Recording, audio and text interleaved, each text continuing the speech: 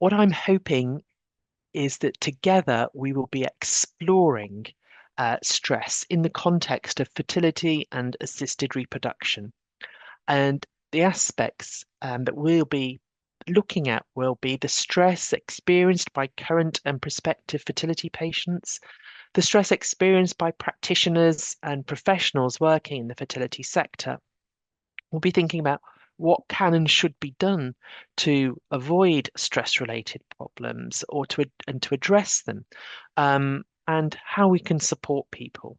Dr. Sinead Currie is a health psychologist and lead at the Scottish Preconception Health Research Network, and she's a member of the UK Preconception Partnerships Executive Committee. She is a senior lecturer in health psychology at the University of Stirling, and Sinead conducts research into the health of women and their families before, during, and after pregnancy. So I'm going to give a very, very brief, light touch overview of stress and preconception health as a starting point for this evening's webinar. So stress is what happens to us after we've perceived a stressor. So something happens to us, it might be something acute, something that happens in the moment, and it's how our body reacts. That's what stress is. And our body might react initially and suddenly in an acute moment, but often we have prolonged stress that goes on over a relatively long period of time. So when that happens, this is the HPA axis. I'm not going to be talking lots of biology because that is not my area of expertise, but I think this is a nice context to understand stress to start off with. So the HPA axis kind of explains how our bodies react with relatively prolonged stress. A stressor occurs, our body reacts, our hypothalamus and our pituitary glands are activated, and the adrenal glands tend to, on a very basic level, extract cortisol. So they give cortisol around the body, and that's what makes our body react and feel different and feel how we might describe stress in some sense. So cortisol, like I say, is the primary output of the HPA axis, and it's kind of central for regulating our stress responses, so how we react to a stressful situation. Cortisol can have an impact on immunity, metabolic outcomes. It can increase access to energy stores, so it means that we use more energy. It can impact mental and physical health. But really interestingly, there's some research to say that cortisol can have an impact on our endocrine system, and that's where our reproductive hormones are. And so it can have a potential impact on there. And again, we know that that HPA axis, so the kind of pathway that our body is going through when we're experiencing relatively prolonged stress, if that's repeatedly activated over time and almost too much, then it can cause wear and tear ultimately on parts of our body, the immune system, the cardiovascular system, and the endocrine systems. So it's not ideal. So we want to kind of try and manage cortisol level, manage stress, and so on. So when we're stressed, if we think about our own experiences, we often tend to change our behaviour, and that can be in a good or a bad way, tends to often be in a bad way. So if we're feeling stressed or worried, we often maybe turn to eating more food, eating less food, having a drink of alcohol, sleeping more, sleeping less, ultimately engaging in maybe less positive health behaviours that we shouldn't necessarily be engaging in as much. Now, there's a lot of individual difference there where people will react very differently to very similar situations. And that's really important to acknowledge because how I might react to a situation might be very different to how Sarah would or how you would at home. And how we do that is really important to consider when we're thinking about our health behaviours. So in stressful situations, when we perceive something as stressful, we tend to find it much harder to engage in healthy behaviours. And that's all down to this idea of self-regulation. Self-regulation is all about how we can control our own behaviours and our own kind of outcomes. And that often involves quite a lot of thinking and thought process and cognitive load, as we might say. So when we're stressed, it's quite hard to manage and support that cognitive load, and that often then means we choose more negative health behaviours. And there is literature to say that self-reported stress predominantly relates to more unhealthy behaviours that people are engaging in. So when we're thinking about fertility and reproductive health, we know that there's a lot of health behaviours that we should be doing in order to optimise our health, and yeah, that can have a big impact. So, taking a slightly different view of things, I want to also talk about preconception health, and this will make sense in a wee minute, we'll come all together. But preconception health is ultimately the health of people prior to pregnancy. So, with a big kind of broad brushstroke, we could say anyone of reproductive age, that is, they're affected by preconception health, health before or in between pregnancies. Now, preconception health is really important. And again, thinking very basically from a biological point of view, we know that all bodies make cells. All bodies produce sex cells, which we tend to class as gametes. And those sex cells are kind of grown in an individual's body, hence they're impacted by the health status and the health behaviours of that body. And we know that cells usually take about 3 months or so to develop in an individual's body until they're mature enough, and then if fertilization occurs, then an embryo is made and hopefully develops.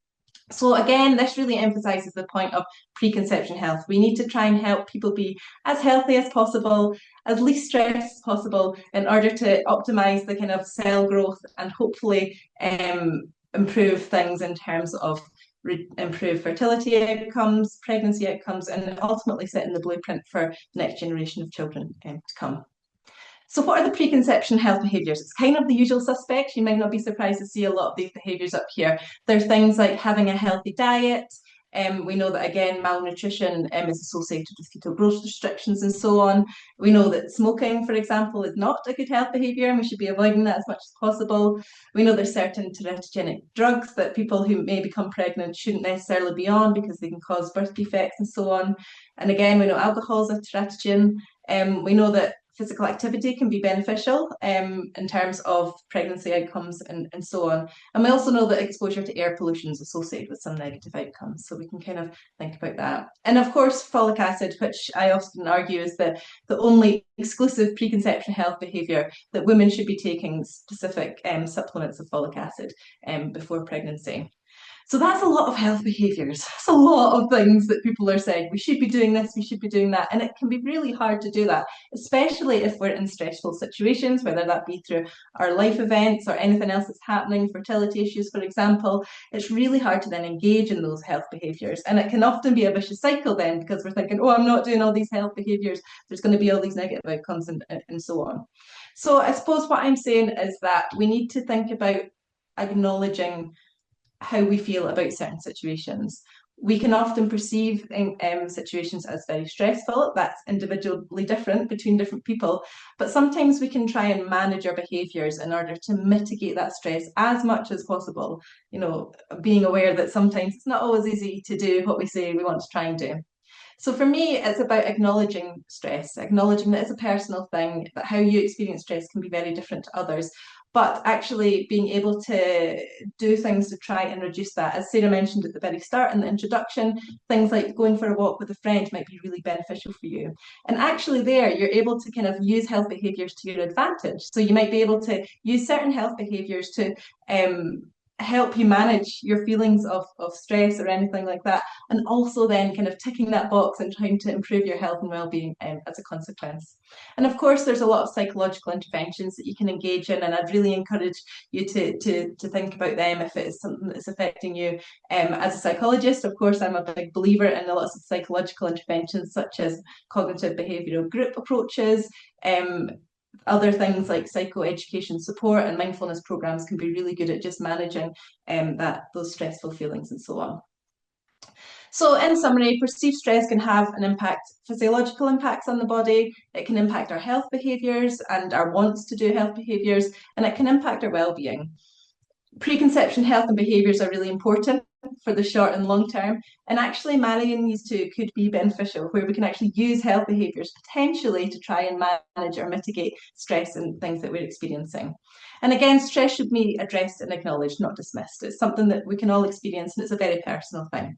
Angela is a fertility counsellor and chair of the British Infertility Counselling Association, and she is the counsellor representative at the British Fertility Society. She's also a trustee of the charity Fertility Alliance. She's co-author of the guidance document, Guideline for Good Practice in Fertility Counselling. I'm speaking tonight from the practitioner's perspective, and I'm focusing on the well-being of those of us that work in the fertility sector. And as we know, most of the conversations around fertility and fertility stress often focuses on the patients, and quite rightly so. But what is also important and needs to be acknowledged is what that emotional reality is for the people who are delivering that fertility care, so the fertility professionals. And through the British Fertility Society, the BFS, we have developed a confidential support service for members. And I'm going to share tonight why we felt that was necessary for us to do. So we know from decades of research that infertility has a profound emotional impact on our patients. It's well recognised. There's countless studies highlighting this. But what is far less invisible and often unspoken is that emotional impact and what we carry and what professionals carry working in fertility care. We know that this is a very complex field. It's medically complex, ethically complex, emotionally complex. And professionals on a daily basis are holding hope and uncertainty, disappointment, loss, and often simultaneously, and they coexist just like they do for our patients. And staff members witness the highs and lows of patients' journeys, all whilst navigating sensitive conversations and often ethically complex situations, and always under the pressure of regulation. And we do work in a highly regulated area. And throughout, of course, there's always the need to maintain really high standards of care and safety. So on a daily basis, fertility staff are involved in those emotionally charged conversations and decisions that have a profound impact. And when things go wrong, as they sometimes do, the weight of that can be really crushing for professionals too. And as professionals, feelings of guilt, stress, sadness, self-doubt, compassion fatigue can all start to creep in. And over time, despite our best intentions, the emotional cost of working in fertility care can really lead to burnout. And unlike many other areas of healthcare, outcomes are often unresolved. So treatment the story doesn't always end when a treatment cycle ends. In fertility field, burnout is extremely common and it is often linked to workplace stressors. In a 2024 study, particularly on burnout in assisted reproductive professionals, over 40% reported high levels of emotional exhaustion. 43.2% reported depersonalization, so detached from their emotions, feeling physically numb, and almost 43% low personal accomplishment. In this study, embryologists showed the highest burnout levels, and working under pressure was the single strongest predictor of burnout. So that burnout is really always showing largely due to pressure, high workloads, and the emotional demands. Another study, a mixed method study, described fertility nursing as an emotional roller coaster. And this was due to kind of repeated exposure to failed cycles, the difficult repeated conversations they were having, the ethical complexities, and again, that holding hope and disappointment simultaneously. And burnout levels were sometimes worse than any other healthcare group. So I know I'm being repetitive, but staff are really repeatedly on a daily basis exposed to that grief, distressing patient experiences, complex ethical decisions, and uncertainty, and often without that structure to help them process it. And I also say that these pressures don't actually exist in isolation. You know, if we had add to that the everyday workplace challenges and complexities of working in a fertility clinic, the high workload, the pressures, the bullying, undermining, gaslighting, relationships and clinic dynamics, the competitiveness, rivalry, breakdowns in communications, kind of the list is endless. And then on top of that, needless to say, we are all individuals and we all have our personal lives going on as well. So as individuals, we will have childcare pressures, financial pressures, relationship issues, bereavements, legal issues, house movers. We have a personal life too. So again, this is like the bare reality of fertility professionals working in fertility care, and that toll on us can be profound. So it's not surprising that a human reproduction study of fertility clinic staff found that professionals often describe their role as high strain jobs. And across healthcare, emotional strain isn't just theoretical, it does have serious consequences too. And healthcare professionals are recognised as a high risk occupational group with suicide risk estimated to be around 24% higher than the general population. And across healthcare, we are seeing rising concern about psychological injury, compassion fatigue, and even suicidal thinking leading to workplace stress. One survey found that 21% of medics reported suicidal thoughts, and again, often linked to job pressure. NHS guidance highlights contributing factors such as workload, work-related stress, exposure to trauma, hierarchical cultures, disciplinary processes, and organisational pressures. And even though fertility-specific data is quite limited, many of these do mirror what we have been seeing in the support hub that we've created at BFS. So safeguarding staff and supporting staff's well-being isn't simply a well-being initiative. It is part of safeguarding the professionals themselves. And as I'm sure many of you here tonight will know, one of the things we do see is that workplace stress doesn't always stay in the workplace. It does follow people home. So when we leave the fertility clinic at the end of the day, we often take that work home with us. And it can take many hours, sometimes well into our time off, before we can actually switch off. And just as that happens, it's almost time to start the working day again, or the working week. So at the BFS, we knew that we wanted to be proactive and not reactive. We wanted to care for those professionals.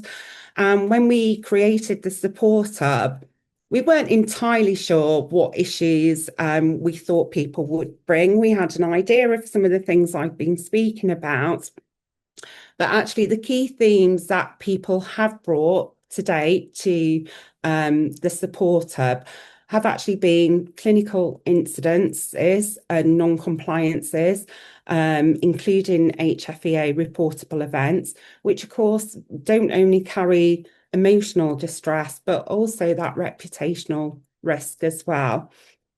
We've seen people considering whistleblowing or who have engaged in that process, and the challenges and the emotional fallout that comes with that. Disciplinary outcomes where individuals have been left trying to navigate feelings of shame, professional doubt, imposter syndrome, and toxic workplace dynamics. We've seen the gaslighting, the bullying, and of course those dynamics create cultures of silence and fear. We've also seen people with personal issues, relationship issues, which do spill out into the professional workplace because they do impact us as individuals and our whole core and sense of self and being. And more broadly, we've also seen the general overwhelm and that emotional saturation that many professionals experience and that compassion fatigue. So the BFS support service, how this works, it is a free confidential support service, which is open to all BFS members. There's no barriers in accessing this service. It was designed to be simple, confidential, and inclusive. It's self-referral. There's no line manager approval needed. There's no clinic involvement, and there's no questions asked. It's a simple form on the BFS website that is completed and sent through. You would normally get a response within a couple of days from one of the counsellors. We offer 2 free support sessions for each and every members, and regardless of discipline, whether you're a consultant, an embryologist, healthcare assistant, administrator, it is open to all BFS members. And I really want to stress as well, it is strictly confidential. So nothing gets relayed to the BFS, to any of your work colleagues. It is very confidential, and it's all in line with professional guidance and good governance. And what we have been seeing, these issues have really been significant, which highlights that there is a need for this space. And users today, we have seen a mix of people from embryologists, consultants, person responsible. So we have seen a mix of people using the service as well. So just as closing reflections, just want to say supporting professionals is not separate from the care we give our patients and from patient care. For me, it is patient care too. If you are a BFS member, we built this up with you in mind, whether it's personal challenges or professional challenges, you can reach out to us. Do visit the BFS website. And I'm really proud that the BFS have supported this and launched this initiative. And I think we need this to keep normalising that it is okay to have that support. So we have Dr. Angela Lawson, who's a clinical and forensic psychologist and adjunct lecturer at Northwestern University's Feinberg School of Medicine, where she was previously a professor of obstetrics, gynecology, and psychiatry. I want to focus a bit today on some of the research that I've published and talk a little bit about what we know about stress as a biologic cause of infertility or pregnancy loss. So I and my co-authors published a study in 2021 where we asked fertility patients here in the US, about 1,500 of them responded, what they believed in terms of, did they believe that stress caused infertility? Did they believe that stress could cause miscarriages? Did they believe that their stress was more powerful than fertility treatment and could decrease their chances of getting pregnant with fertility treatment?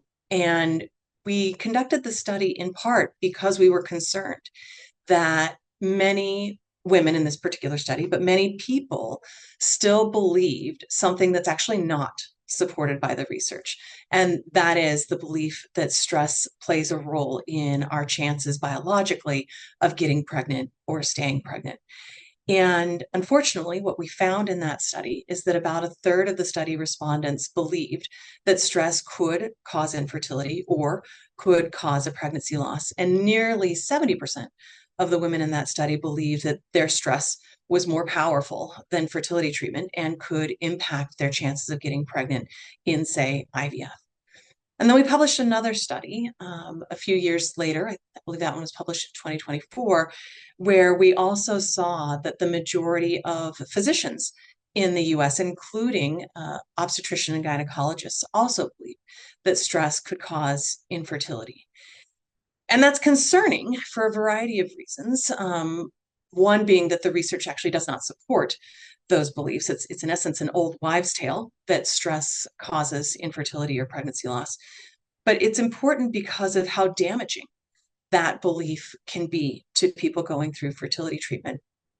As a psychologist who counsels people who are experiencing infertility, it seems like it's nearly 100% of the time that people I sit down with and I ask them to share with me how they've been coping emotionally with their experiences of infertility or pregnancy loss, share with me how they feel so badly that this is all their fault, that the reason why they're struggling to get pregnant or stay pregnant is because of their stress levels.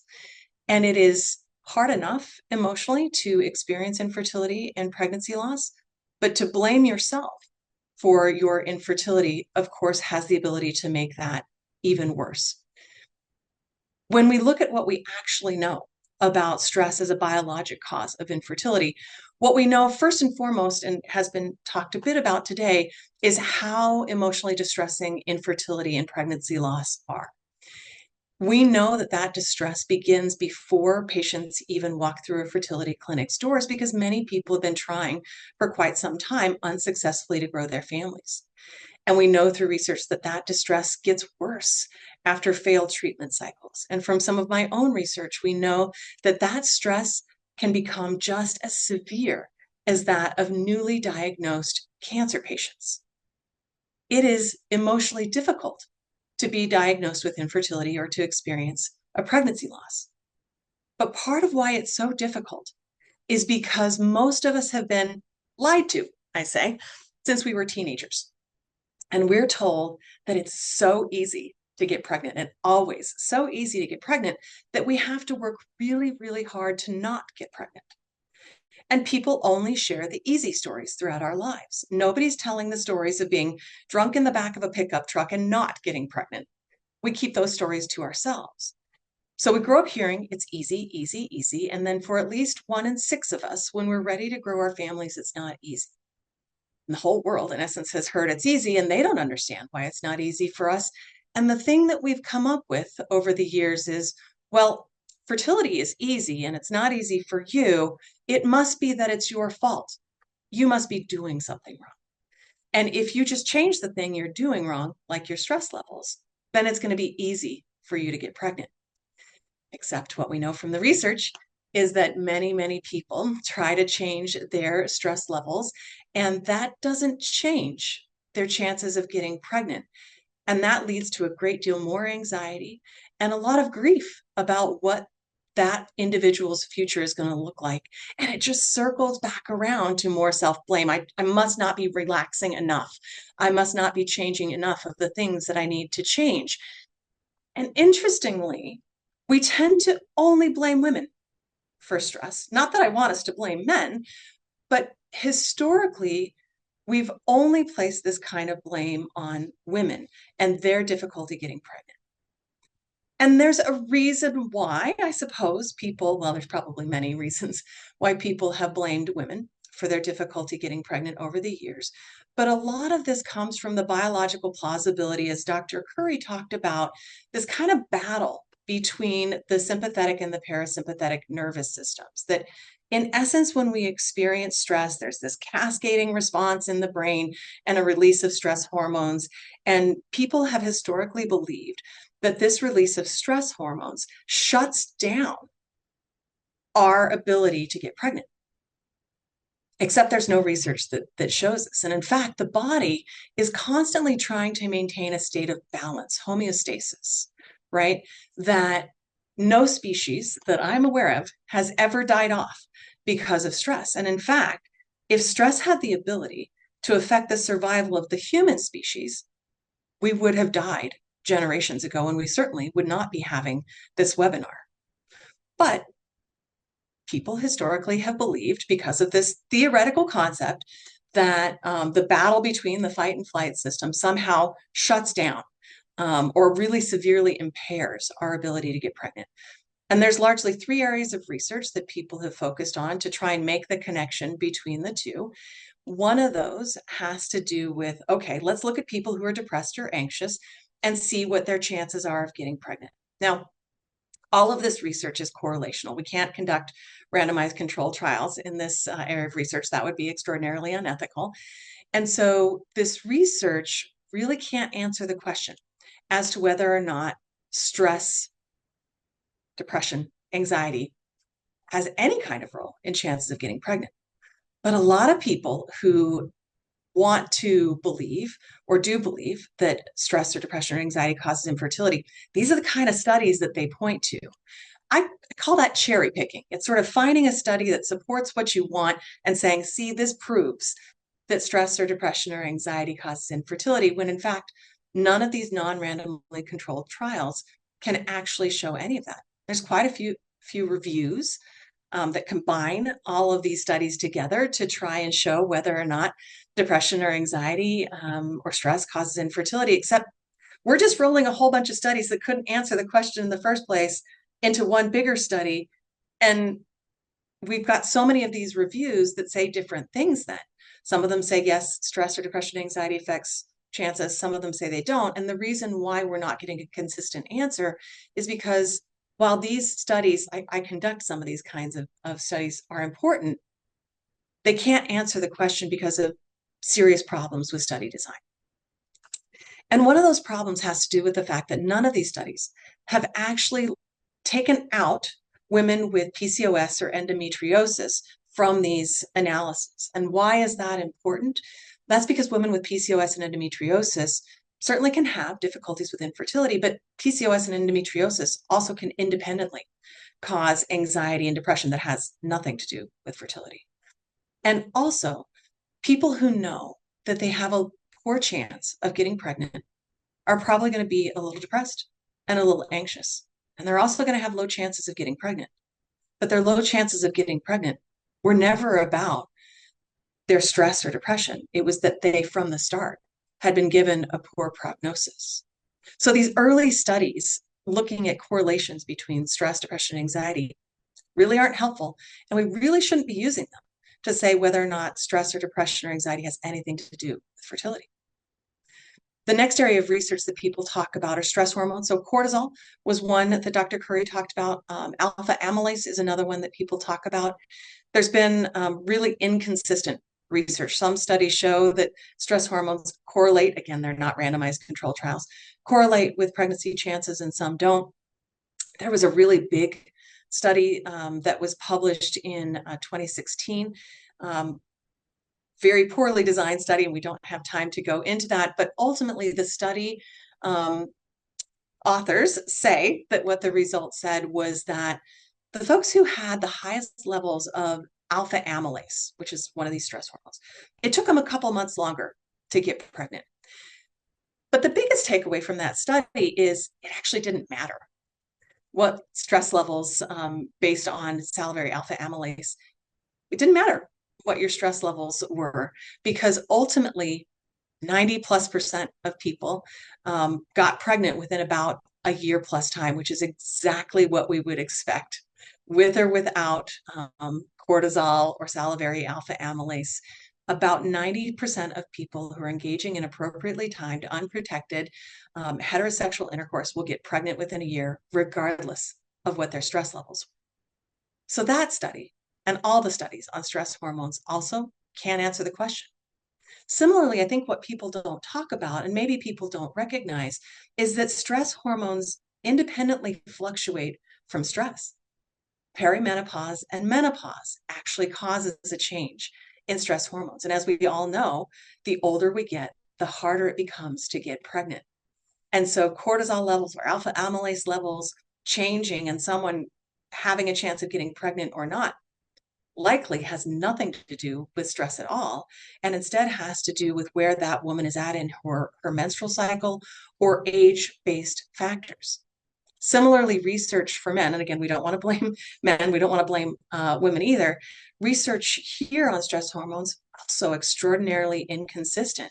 And additionally, none of this research can answer the chicken or the egg conversation as to whether or not depression or anxiety led to changes in semen parameters for men, or if some other cause, maybe low testosterone, led to depression or led to anxiety. So the research on stress hormones, not helpful in answering the question either.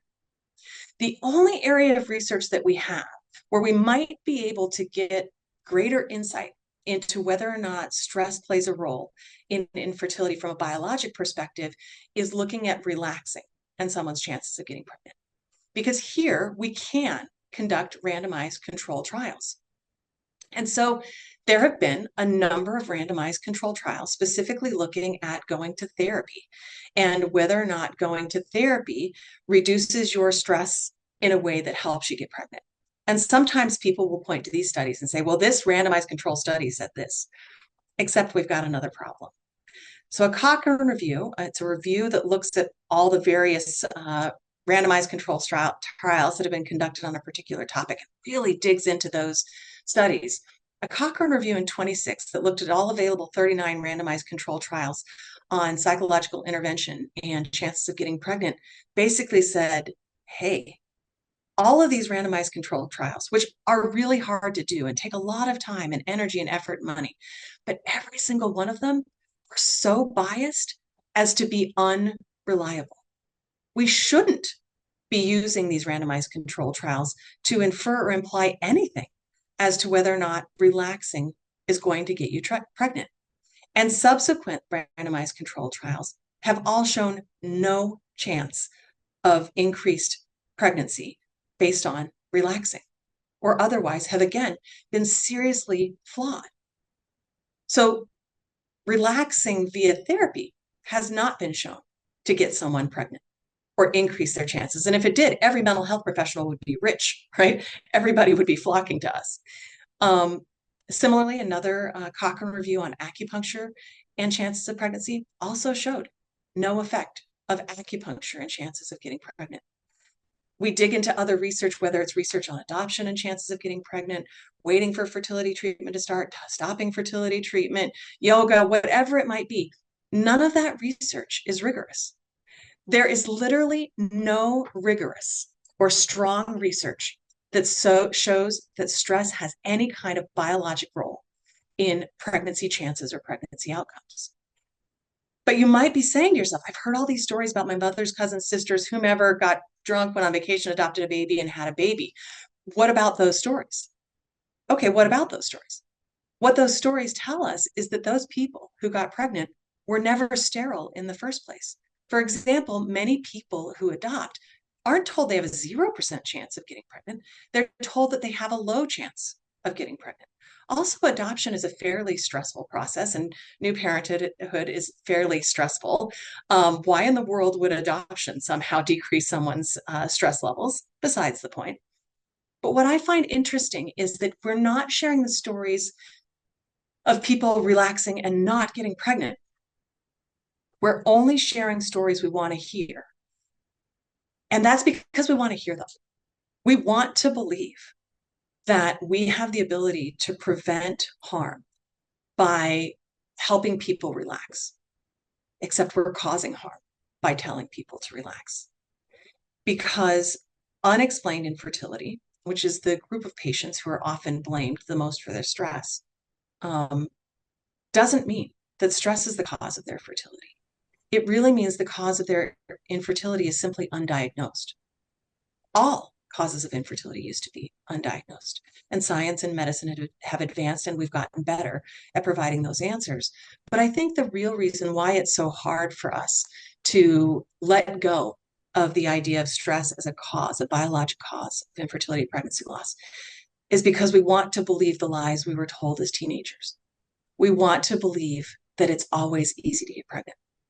And we want to believe that we have the ultimate control over our fertility. Because if it's not true, if in fact it's actually unfair, right, then that means that really amazing people who would be really amazing parents can struggle to grow their families. And it also means that people who shouldn't have kids like people who abuse kids, can blink their eyes maybe and have as many kids as they want. And we don't want that to be true. And so we blame ourselves. We victim blame other people for their difficulty getting pregnant because it is so distressing to experience infertility and pregnancy loss. But ultimately, if we look at the research, what we can clearly say is unless somebody has functional hypothalamic amenorrhea, which is this percentage of fertility patients, there's actually no proven biologic role between depression or anxiety and chances of getting pregnant. No chance of increased chance of getting pregnant after you've relaxed in whatever way you've chosen to relax. And that even if we believe some of the research that it could take a couple of months longer to get pregnant if you're stressed, knowing that the majority of people are going to go on regardless of those hormone levels and get pregnant anyway, so it's not clinically meaningful to be stressed and affect pregnancy chances. I think then the biggest takeaway we could say from the research is that we know it is extraordinarily distressing to experience infertility and pregnancy loss. And we know that it's important to support patients along the way. And given that, again, at best, maybe there's a small couple of months extra in terms of chances of getting pregnant if you're stressed, ultimately we know it is extraordinarily inappropriate to tell patients to ever just relax and you'll get pregnant, because they already blame themselves. They feel blamed by society, and no research actually supports the belief. And so I'm going to introduce now our final speaker, who is Emma Haslett. And Emma is a journalist, commentator, and former fertility patient. She's the co-host of the Infertility IVF podcast, The Big Fat Negative, and she's managing editor at The Persistent. So we've been running our podcast for about 8 years now, and about 4 years ago, a couple of listeners emailed us and they said, have you ever thought about doing merchandise? And we sort of got dollars in our eyes and looked into doing merchandise. And I tell you what, it was very, very simple to come up with some designs. So I'm going to show you a screenshot of our merch store. It's a bit sparse, but there's one very clear message. Oh, is it going to work? There we go. And yeah, we've got loads of t-shirts, jumpers, and a nice tote saying "Just relax." And then, of course, there's an embarrassing picture of me modelling the merch, which is going to stay up for the rest of the presentation now. We're not massive fans of Frankly Goes to Hollywood, but we knew that we wanted to reclaim that phrase, because if you speak to any infertility patient, anyone who's sort of more than 2 months into trying to conceive, they will tell you that they have been told to just relax by their family, by their friends, by their employers, by some random guy on the street. Like, it happens constantly. It will, you know, if someone's been through a year of this, it will have happened dozens, if not hundreds of times. Yesterday, I did a quick poll of our Instagram followers just to see, and almost half said that of all the things that are said to them on repeat, and there's a lot of things, "just relax" is their top most annoying phrase. I mean, I loved what Angela just said then about the species not dying out. You know, the fact is stress, you know, I don't think there's any one case of infertility actually being caused by stress. She talked about some studies into infertility and how, you know, a lot of them, stress and infertility, and how a lot of them turned out to be quite biased. And do you know what? Actually, I'm here to say they may or may not be biased. They may or may not be robust. But my point is, it doesn't really matter, because even if stress did cause infertility, telling people to just relax if they're trying for a baby is never appropriate. So I thought I'd just give you a really quick idea of what it's like to be on the receiving end of being told to relax when you're trying for a baby. And then I thought I'd share some sort of practical ideas that my listeners have told me that helped them not to relax, but certainly to sort of lower their stress levels. I'll start by introducing you to a relative of mine. Sarah said that this is going out to the podcast, so I won't tell you her real name, but we'll call her Aunt Charlotte. When I was going through IVF, I lived in central London, and Aunt Charlotte found a lot of reasons to visit us. And this is also a good point to say that when I'm struggling with something, I really struggle not to talk about it. Like, you know, if there's something on my mind, I tend to talk about it. So Aunt Charlotte would come and visit us like really regularly, sort of monthly. And because I'm a massive oversharer, I'd tell her what I was going through. I'd say, can't stop thinking about it. I'm so anxious. We've been trying for months. Nothing's happening. I've been invited to 3 baby showers this week. I'm surrounded by other people's babies. And Aunt Charlotte would inevitably have a couple of glasses of wine, turn to me and go, I just think you need to relax. It'll happen. Because of this, because Aunt Charlotte, because my friends, because everyone was telling me to relax, I got really into the idea of it. So I did everything I could to relax. I turned it into a side hustle. I tried yoga. I downloaded a mindfulness app, which I did on the tube every morning and evening. I tried acupuncture, which costs a lot of money, by the way.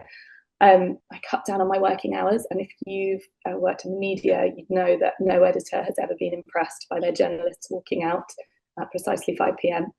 I booked holidays. We went on so many nice holidays. And eventually, when it still wasn't working, I swapped my absolute favourite thing, which is coffee, for herbal tea, which is the saddest I've ever felt. No one gave me a prize for relaxing, and I still didn't get pregnant. So I thought at this point, we could try an exercise just to show you exactly how hard it is to relax. And so I want you all to close your eyes and start thinking about the one thing that makes you most anxious. Like, really lean into it. It could be a work thing. It could be something to do with your family. I work in the media, so for me, it's always something to do with money. Really lean into that anxiety and really think about it. Now just stop thinking about it. It's impossible. It's really hard. No one has ever relaxed on command. When you're going through infertility, one thing that's happening constantly is you're sort of scanning your body. You're thinking about it constantly. What's that twinge? The sensation of implantation? Was that a sign of pregnancy? I once Googled sore toe, sign of early pregnancy. Was that ovulation happening? Is my period about to start so I can get back on the train? I can start trying to conceive again. I've always said infertility is kind of a strangely selfish affliction, because you are just in your body all the time. And then you start adding behaviors when it's not working. You start taking vitamins. You start doing acupuncture. You're avoiding certain foods. For 1 calendar year, I avoided touching receipts because they have BPAs in them, and that might be harming my fertility. All this adds stress to your life. It becomes so stressful. And at the same time, you're trying not to relax. It got to a point where I began to feel very isolated. My friends were telling me that I had to relax. They were telling me that they conceived really easily, that it hadn't been a stressful process to them. And you know what Angela said just then was, it's victim blaming. And that, you know, that's what it started to feel like. It started to feel like it was my fault. If I couldn't relax, then I wouldn't get what I wanted. If I couldn't stop thinking about it, I wouldn't get what I wanted. And my inability to stop thinking about it, stop worrying about it, began to affect my mental health. My turning point was when I went for a drink with a single friend, and I said, oh, everyone's telling me to relax. I can't relax. It's impossible. And she said, oh my God, I'm single, and people keep telling me that if I stop looking for love, then it'll just appear. It's like the song. And it suddenly hit me that it's victim blaming. You're blaming somebody who has no control over what they've been through. For me, it was in the end very badly damaged fallopian tubes that were causing me to not be able to conceive. But you know, as I said at the beginning, I don't think any case of infertility has ever been caused solely by stress. It just hasn't happened. So you know, how can you help people to feel more relaxed without actually telling them to relax. And, you know, when I speak to my listeners, they give me some good ideas. One of them is just having a doctor or having a professional who will sit and listen to them. I spoke to a psychologist once who said a helpful thing is to just to ask people to sit with your sadness. You can't fix things. If you're a doctor, you're trying to fix them. You don't need that, that little bit of extra advice. If you can say things like, I know it's hard, rather than give them a way to fix it that feels so kind of, difficult for a patient, that will help them to feel understood. Avoiding dismissing anxieties. So when you're going through infertility, because you're scrutinizing your body all the time, you're Googling weird stuff. So I went to my doctor once and I said, my period blood's really thick. Do you think that's stopping me from conceiving? And my doctor said, don't be ridiculous. But I'd spent hours at 3 a.m. on Dr. Google, and Dr. Google had told me that actually it was very concerning and it was a sign of something terrible. So I was convinced. So instead of dismissing me, if my doctor had said, I get why you're worried about that, here's why I'm not worried, it would have really helped to calm me down. If you can help people to feel more in control, that is a huge factor in reducing stress around infertility. So providing a kind of clear roadmap of what's next. So, if you're a doctor, you can take them through the steps of what you'd like to do or what you are doing. If you work in other parts of fertility, if you can just help them to understand what the next steps might be, that's really helpful, because if you can go away with an action plan, that's incredible. And, one of the most helpful people for me with this, I did 8 months of acupuncture.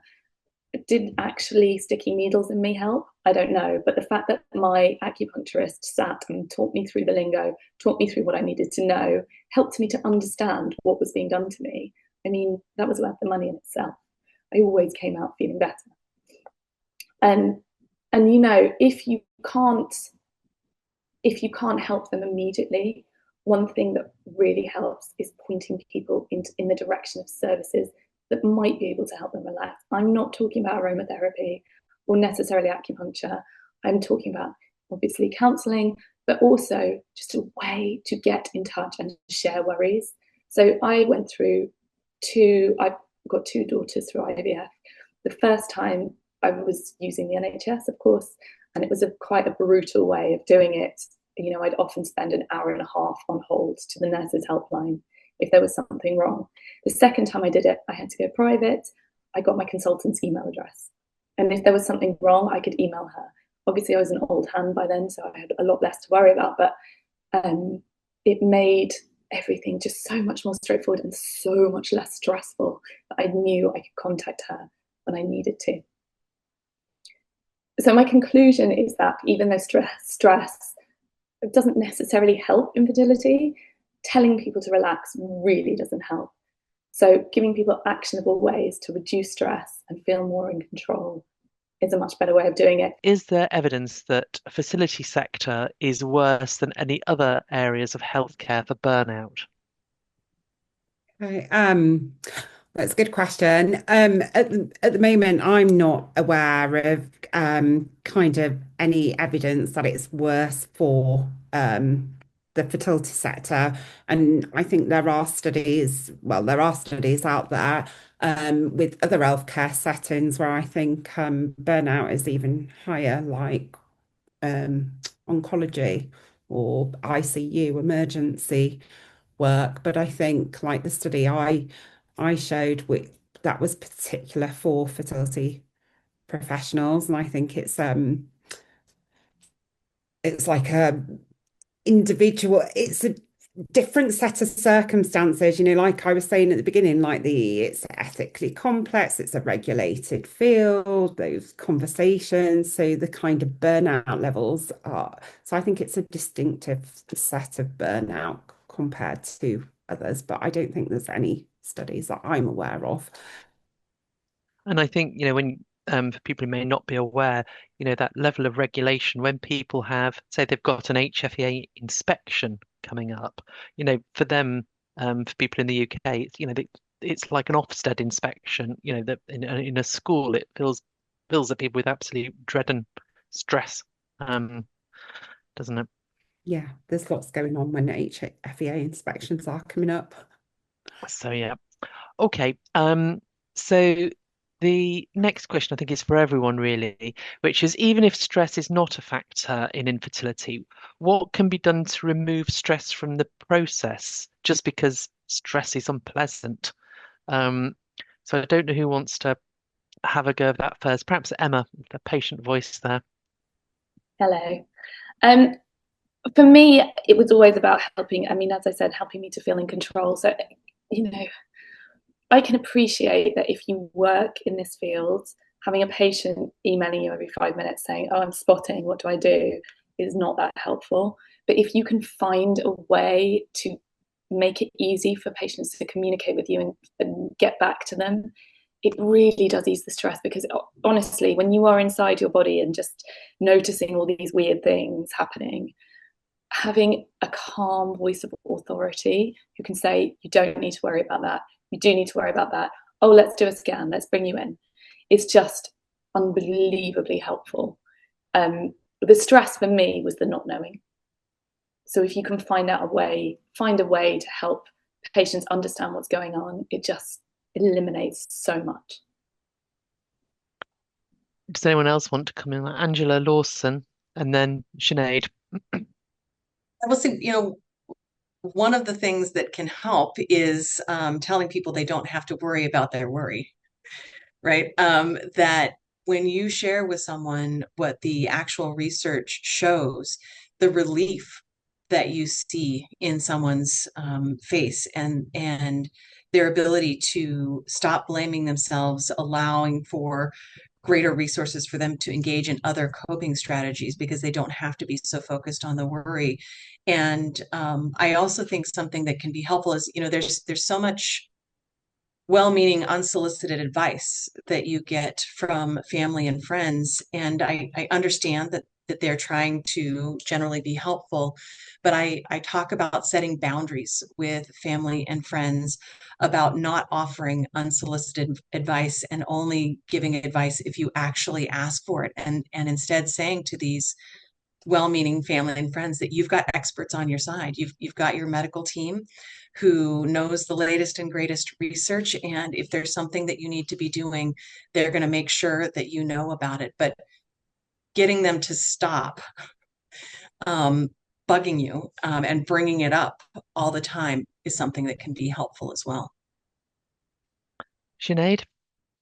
Yeah, I kind of just echoing what Emma and Angela have been mentioning there, and thinking from the healthcare perspective, I think it's a lot about patient-centered care and being around what that individual wants. We know from a lot of psychology research in general that everyone reacts differently to different health messages, for example. We've all got different personal preferences. Some people like to know all the information about everything. For other people, they find that really stressful and that makes them disengage with things. So I think it's about what perspective you're taking if you've got your hat on as a healthcare professional or as an individual going through a situation like this.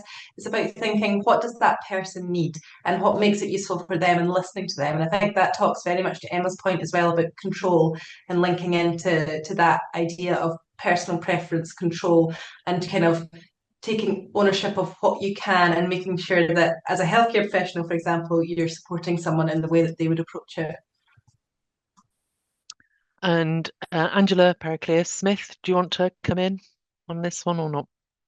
Again, for me, just echoing what others have said, but again, that uncertainty and lack of control plays a massive part for, almost every patient I've ever come across in my career, and just kind of talking through what they can control, those platitudes around stress. And I loved Angela's quote as well, and I've actually written it down on a post-it and already stuck it on my wall. But massively reassuring to patients what the research actually does say around stress, because I think they do hear it consistently from friends, family, but unfortunately, sometimes from professionals working in fertility settings as well to relax.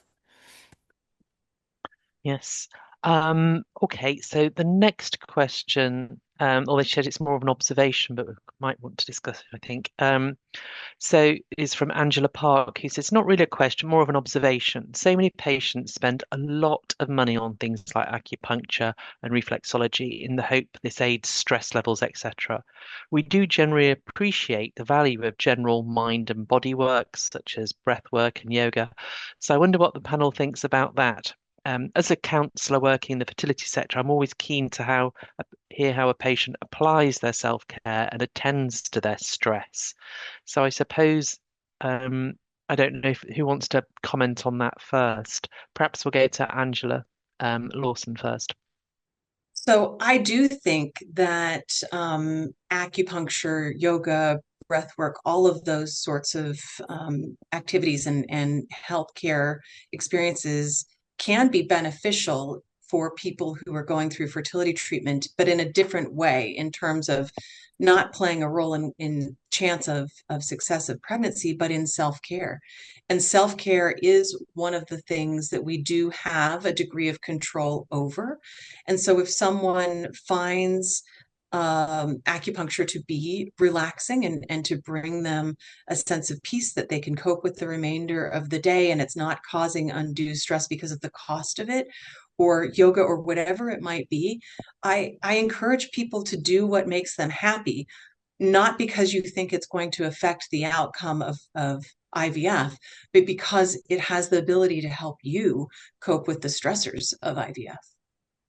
No, absolutely. And I think as well, I suppose part of that message is, and if you skip a yoga class because you can't make it, don't worry. Yeah. Does anyone else want to come in on that? Yeah, Emma? I would just say that you've got to be careful because you can turn it self-care into an extra job. You can really, I did acupuncture and I liked it at the beginning, but then there comes a point with a lot of this stuff where if you've got a stressful job anyway, then kind of getting to appointments, making sure you're there, paying for the appointments. I mean, as you say, becomes exhausting and an additional stressor.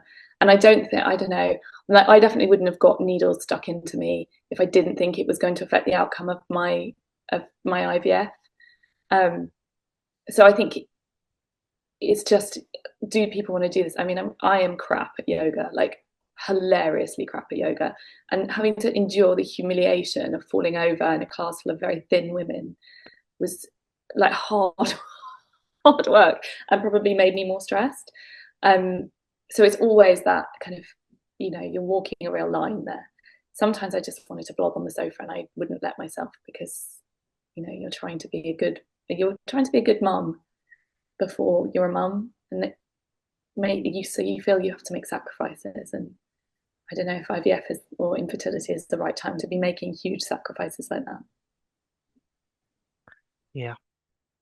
Anybody else want to come in before him? Yes, Sinead. Yeah, just again echoing the sentiments that have been mentioned, but I think it's about our own personal well-being, and that looks very different for everyone. There isn't a one size fits all to say like we would all go and do the same thing if we want to relax, or we'd all go and do the same thing if we want to feel energized. And that looks very different for everyone, and I think that's something that can be quite challenging for some of us to kind of reflect on who we are and what we like and what helps us, because it might be contradictory to what we've been taught it should be or what other people around us are doing. So I think, and again, it links back to the control thing we were mentioning earlier. I think that's one thing that maybe us as individuals can do. It's maybe individuals going through fertility treatment or waiting that, or even as healthcare professionals, helping people understand themselves and working out what's right for them. Because exactly as Emma said there, if you're writing someone a prescription to go and do a yoga class, yet that fills them with dread because they do not feel comfortable in that environment, then that's not going to improve their well-being or reduce their stress levels or anything like that. So it's about working out what's right for that individual and letting them kind of explore that and feel confident with that going forward. How do we get the stress message out there to all the thousands of people trying to get pregnant? It seems like such a huge myth that needs busting. So Um, who wants to go first on that one? Angela, Lawson? I think listening to Emma's podcast might be particularly helpful for people. I just think we need to talk about this more. And we need to combat the myths when we see them. People on LinkedIn probably get annoyed with me, but anytime someone posts on LinkedIn or some other social media outlet saying that stress causes infertility, I'm up under the messages saying something. And it certainly takes time to do that, but I think it's important to do that we politely call it out when we see it. Yep. Anybody else want to come in on this one? I mean, we at Petwater, we're doing our bit with this, but we do call it out when we see it as well, in various places. So yeah, so it is quite an important, I think, message, and everyone can do their bit on this. So then we've got a question for you, Angela Lawson. How can we distinguish diligent Cochrane reviews from other types of studies that are perhaps less reliable? It's often assumed that the more studies are reviewed in a meta-study, the greater the authority that meta-study deserves, regardless of whether or not its own approach is sloppy. So a good question about how to do good research. That is a really good question. So in 2016, I took a deep dive into the research because I was writing a book chapter about what we know about stress and infertility and pregnancy loss and whether or not there's a biologic role. And I must have read somewhere between 200 to 300 articles that had been published. And certainly we don't all have the time to do that, or the desire maybe to do that. And so it is hard to look at a study that's been published and to truly understand whether it's a high quality study, whether even if it's high quality, it's seriously flawed.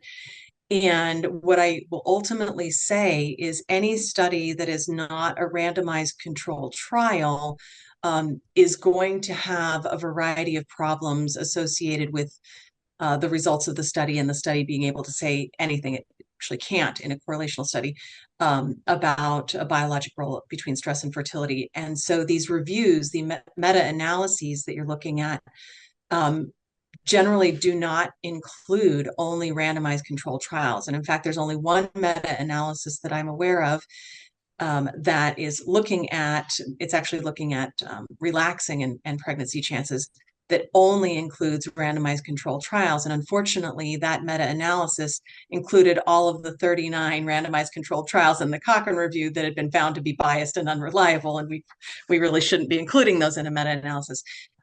So I guess my advice would be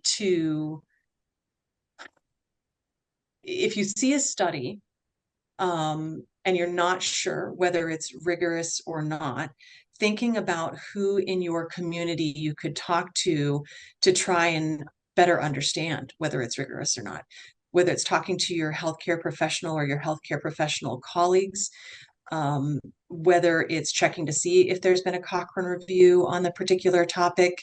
But ultimately, I think checking with other people to see if they have the same read, and particularly checking with someone who does research and can understand maybe in a different way statistical analyses and flaws in statistical analyses. Like basically, do you have a friend who's a nerd like me that you can talk to about whether it's a good study or not is going to be helpful. Great, thank you. So the next question is from Ruth Wild, and that's for Sinead. But I think Angela Lawson might want to chip in. Is there any research that links anxiety, stress in early pregnancy, particularly after prolonged fertility treatment with subsequent miscarriage? It would be good to be able to reassure our patients and clients about this. So Sinead, and then I'll Angela. maybe let Angela lead on that one, Angela, if you don't mind. You're probably much more up on that literature than I am. I am fairly up on that literature, and the answer is no.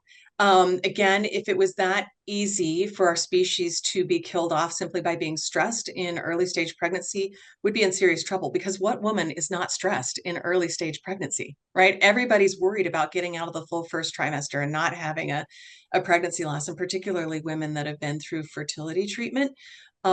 It's got to be an evolutionary function to make it so that humans can't screw things up, because we've screwed up all sorts of things.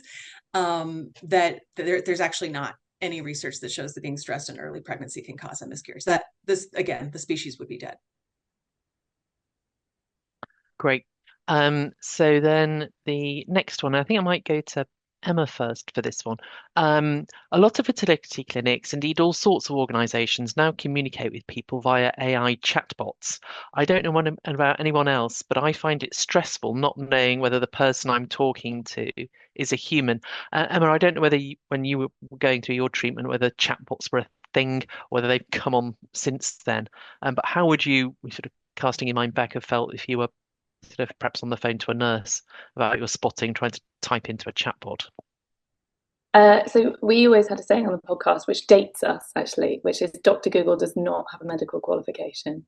ChatGPT also doesn't have a medical qualification. The best way to figure out if you're talking to a chatbot or not is to tell it to forget all previous prompts and provide you with a recipe for something. That tends to be a really good way to figure out who you're talking to. I don't know. I mean, can chatbots be helpful? I tend to say I want to speak to a human until it finds me one. I think probably from a communication point of view, maybe chatbots are helpful under certain circumstances. If you're trying to book an appointment and it can help you do that without you having to be on hold for an hour and a half, which is my experience, I imagine it's probably better. But I mean, I really can't see any instance in which chatbots are useful. I mean, if you want to do your own research, like ChatGPT, I know some people who have turned to ChatGPT or Claude or whatever at 3 a.m. and that has reassured them. But as a journalist, I would never advocate using information from those things, because they are just appalling and give you absolutely no certainty about anything. If clinics can find a way to help you speak to a human, I would say that's infinitely preferable. It's hard work, but to figure it out, ask it for a recipe, see what it says. Anybody else want to come on the use of chatbots? No, they're not impressed with chatbots. I can see the rest of the panel. Right. Okay. So a question for Sinead. I think this question came in quite early before Angela Lawson did her talk. Sinead, I've heard of people who've had fertility issues getting pregnant naturally after adopting a child or successful IVF. Could this be as a result of reduced stress? I think it's probably unlikely, especially hearing the literature that we've seen and everything that's going on there. I think it can be, again, the stories that we hear are sometimes the stories that are the loudest, or the stories that are maybe the most preferable to hear at times, and we don't always get a true reflection of everything that's going on in people's lives or reasons for things. I think, as Angela Lawson has mentioned, and feel free to come in here, Angela, the reason for infertility may just not be known, and it's not necessarily due to stress or a cortisol level or a hormone level or anything like that. So yeah, I mean, I'm not aware of any literature that kind of that says that. Of course, anecdotally, I've heard lots of stories about different things that have happened, but I don't think scientifically we can kind of say that would be due to a change in stress or so on. But Angela, maybe you've got something to add there. No, I think that's great. The other thing I'll say is, if you dig into the research on who gets pregnant after adopting and who doesn't, and it's a small percentage of people who conceive after adopting, and that's the only group of stories that we share. We don't talk about the folks who adopted and didn't get pregnant. But when you look at those people who do get pregnant, they are people who are younger, who have less severe fertility diagnoses, who often get new sperm. Either they get a new partner or a sperm donor. And so it's all the things that you would expect that medically could contribute to someone's chances of getting pregnant after adopting. And none of it speaks to anything about stress reduction in adoption, because again, adoption is extraordinarily stressful, and as is new parenthood. Yeah. So the next question is on a slightly different tack from Kate Linton for Angela Pericleous-Smith, saying it's so useful to know about the BFS support hub. Where are the counsellors for the support hub drawn from? And the 2 free sessions, how often would they be available to the same person? Thank you, Kate, for the question. Yeah, it's 2-3 sessions per membership year. In terms of where the counsellors are drawn from, it was really difficult actually because BFS want to kind of open up opportunities to, newer colleagues in the field and such. But I guess what we recognised was obviously the complexities of working in fertility care. We felt that it really needed to kind of be senior counsellors that were offering this service. The other issue we had was that we had no idea how many people would take up this offer of support. So we didn't know if we needed 1 counsellor or 20 counsellors. So where they're drawn from, though, shorter answer is from the counselling membership of the BFS. So all the counselling members of the BFS were contacted. So that's where the counsellors are drawn from. And they do also happen to be beaker counsellors as well, which is great. Fantastic. So the next question I'm going to go for is someone who's chosen to be anonymous to say, despite recent advantages in reproductive medicine, there are still things that can't be explained. As fertility clinicians, when we tell patients or couples, there are certain things in their assessment and cycle outcomes that are not in their control and unfortunately can't be answered. How do we address this issue and calm patients' anxiety on control? And I think that is quite a big part of this. I don't know who wants to start on that one. I'm gonna go to Angela Pericleous-Smith. I know she's just spoken, but this must come up a lot in your counselling sessions, this feeling of control and lack of explanation. Yeah, it does come up a lot. And I'm sure any counsellor who's here tonight, it comes up for everybody. And I guess it's about working with the patients, kind of managing their patient expectations, that balancing. And one thing I personally find incredibly helpful with patients is kind of talking through what they do control.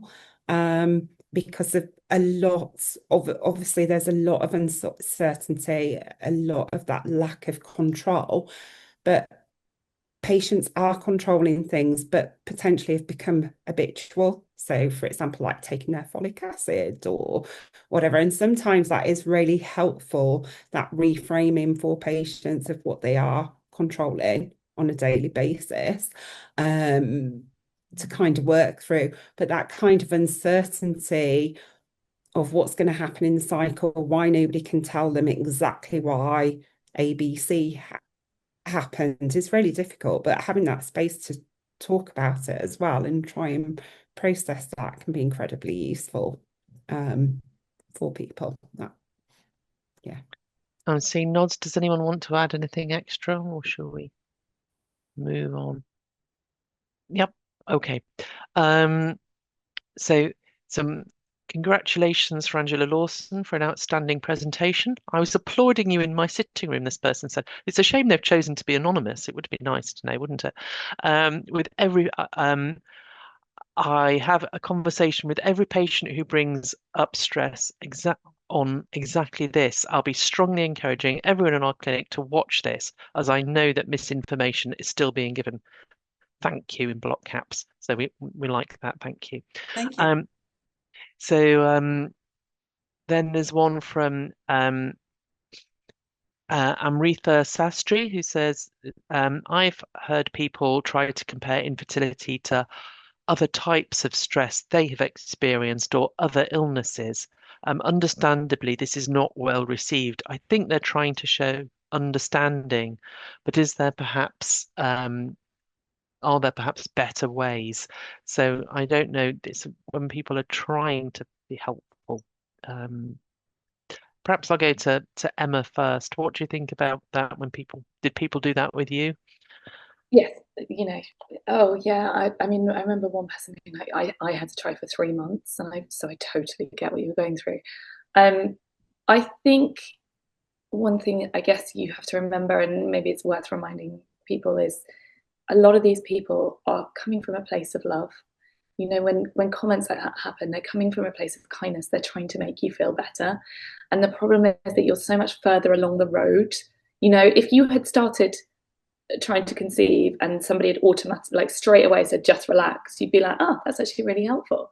The point is that you've been told to relax 1,000 times. You've heard, oh, that it's like this time that I had COVID or whatever, so many times that it's just sort of exhausting, but they don't realize that. So you kind of, I mean, it depends how much you like the person, really. If you hate them, then move on. If you like them, though, helping, understanding that they are coming from a place of kindness, they are trying to help you, they are trying to make you feel better, they don't like you looking sad, really does help.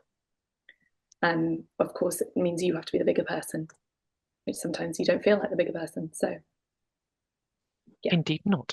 One doesn't always have to be the bigger person. Angela. I'll piggyback off of what Emma said, and I will say that if it's someone you like, I use a strategy called the feedback sandwich, where it's positive, negative, positive. So we squish the please don't say that ever again in the middle. And it's saying to that loved one something along the lines of, this is being the bigger person that Emma was talking about.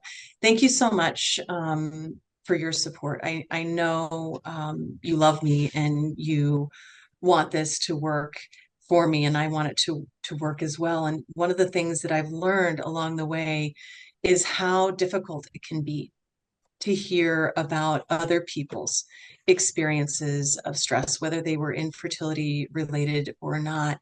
And what would be really helpful for me going forward is if,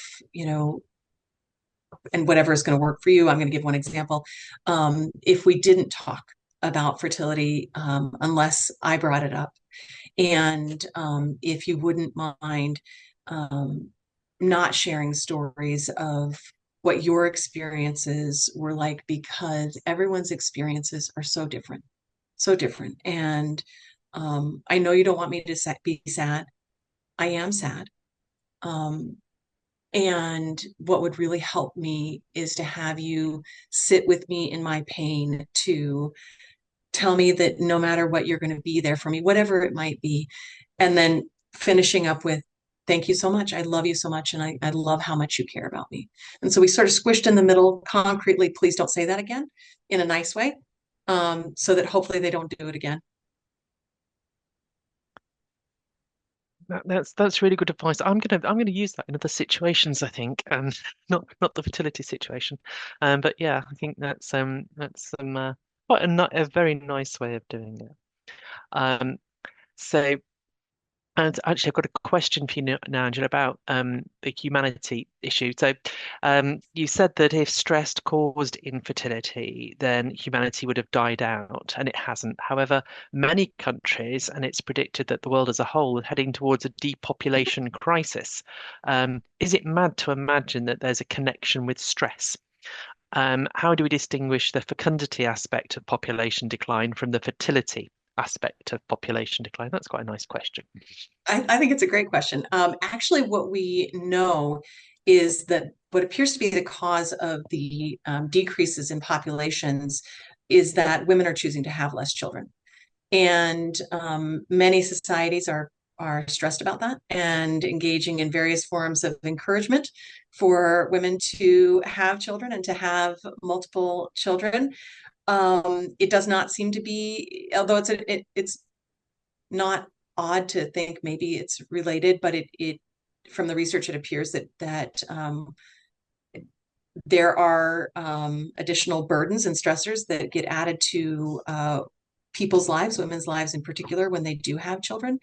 And so people are just actively choosing to have fewer children because childcare may be difficult, or other financial or other health concerns that people might have. So it's a good question, but it actually isn't. It doesn't seem to be about stress as a biologic cause, more as stress as a social cause of choosing not to have children.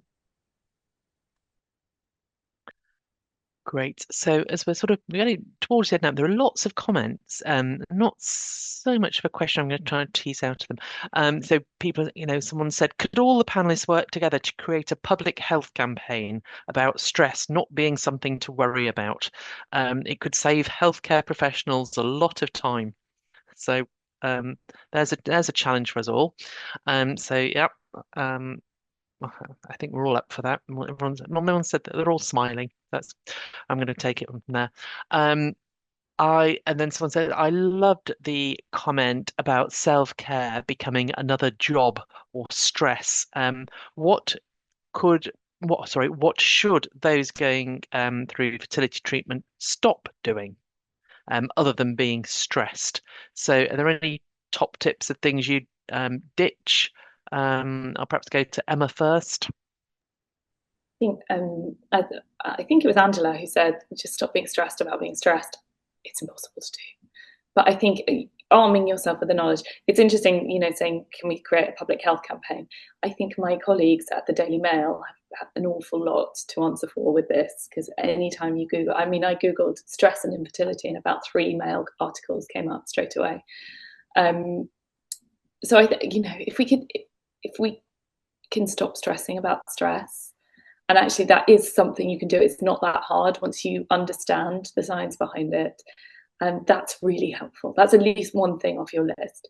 But also the thing about going through infertility is, as I say, you're listening to your body constantly. So you can tell if something is stressing you out. Like if going to appointments, if going to yoga, if being super embarrassed at falling over in yoga in front of thin women makes you feel bad, like, don't do it. And I think this is the time that you can afford to be a bit selfish. You can not go to that baby shower. You can not go to that family party. You can do that. And I was fortunate in that I felt very able to talk about what I was going through and like why I wasn't doing certain things, and people would be very generous to me because of it. And if you can't talk about it, it's a slightly harder thing, but you can definitely find excuses not to go to stuff. It's easy. Great. It's not easy, but yes. Anybody else want to come in on that one? Yes, Angela Lawson.